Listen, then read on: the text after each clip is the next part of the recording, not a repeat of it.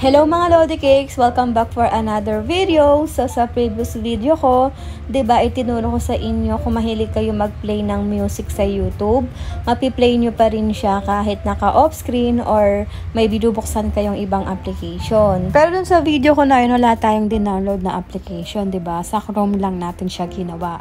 Pero ngayon mga Lodi Cakes, meron tayong i-download na application sa Play Store para makapanood pa rin tayo ng YouTube video kahit nagpe-Facebook tayo or nagbubukas tayo ng ibang application kasi naka-floating lang siya. Kaya kung mahilig ka mag-multitask, perfecto para sa inyo mga Lodi Cakes kasi kung gusto nyong mag-Facebook while watching YouTube videos, pwede nyong magawa dito sa application na to. So, ang kailangan nyo lang mga Lodi Cakes, pumunta kayo sa Play Store at i-download nyo itong PureTuber.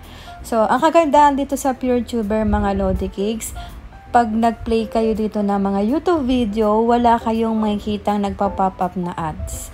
Kasi dito sa PureTuber, naka-block na yon mga Lodi Cakes yung mga ads na yan, kaya wala magpa-pop up dyan. At ang kagandahan pa dito, yun nga, kung gusto mo mag-multitask, nagpe-Facebook ka while watching YouTube video, pwede nyo magawa dito sa PureTuber. Ang kailangan nyo lang mga Lodi Cakes, after nyo ma-download sa Play Store itong PureTuber, kailangan nyong i-allow yung mga permission tulad ng pop-up playing permission.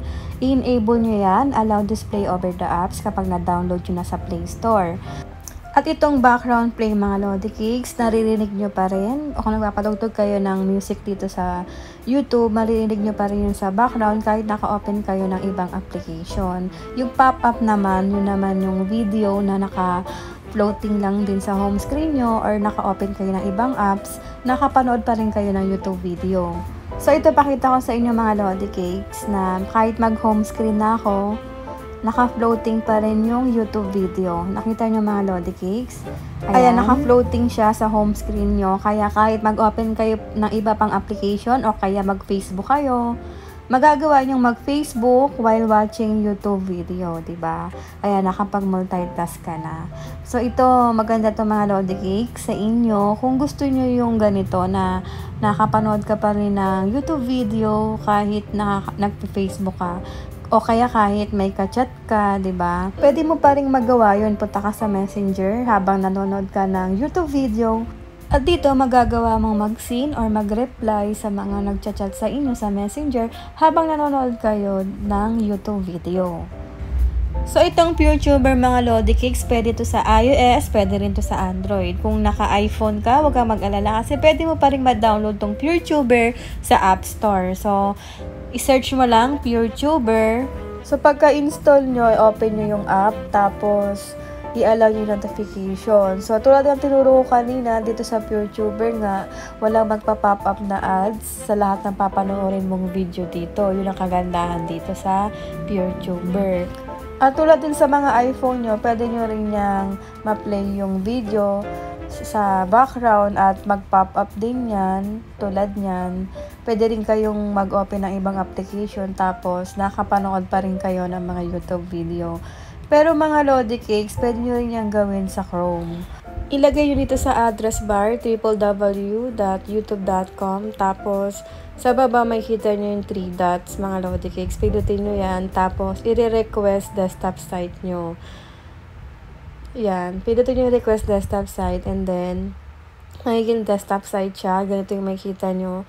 Tapos, dito, i-search nyo na kung ano yung mga gusto nyong panoorin na YouTube video na gusto nyong mapanood kahit na ka-open kayo ng ibang application.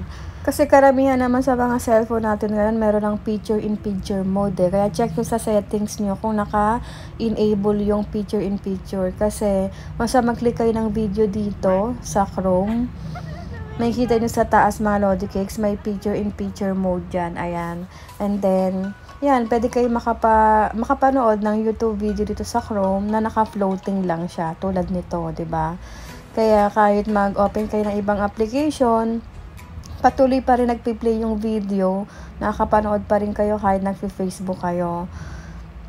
Kaya, i-check nyo mga Lodi Cakes sa phone nyo kung meron kayong settings na gano'n, yung picture-in-picture mode.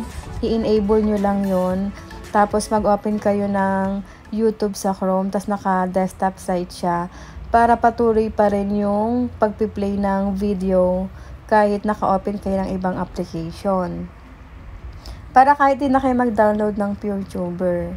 So, that's it for today's video mga Lodi Cakes. Sana nagustuhan nyo tong tinuro ko ngayon. At kung nagustuhan mo, pa-like at pa-share ng video na to para mas marami nakaalam. At kung nanonood ka lang sa akin, hindi ka pa naka-like and follow sa FB page ko, Makosis TV, at naka-subscribe din sa YouTube channel ko, Makosis TV din yan. Please, pa-like and follow at pa-subscribe naman mga Lodi Cakes. So, lagi ako dito nag-upload ng mga tutorials. I hope na naka-on yung mga notification nyo para lagi kayong updated sa mga bago kong uploads.